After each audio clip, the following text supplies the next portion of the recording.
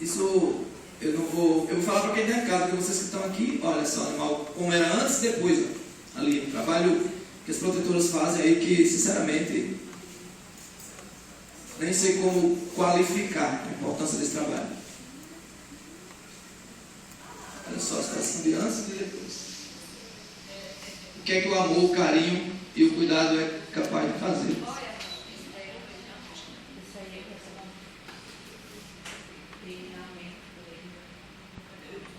Ali, ó. Cuidado, né, com muitos animais abandonados nas praças, nas ruas, nos cemitérios, em tudo que é canto. É o que a doutora Alessandra estava dizendo há pouco tempo. Imagine se não fosse essas protetoras. Foi agora, recente, né? Na semana passada agora. Lá na Redinha. E a gente foi lá, a pessoa disse, não é normal. Ela não quer comer, ela está assim porque não quer comer. Por que castrar? E é o que? Eu quero parabenizar o trabalho de Sandra e João Vitor, que fizeram ontem.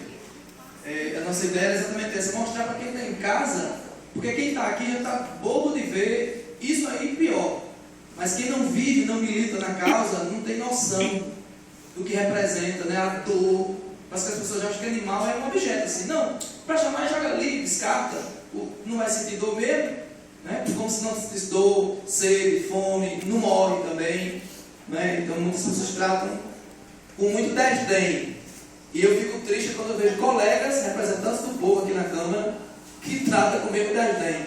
Isso me deixa mais triste ainda, porque se trata de representações do povo, né? Eleitos pelo povo. Quero passar agora a palavra para o Dr. Rodrigo, representando aqui o UNP. Você pode falar da tribuna ou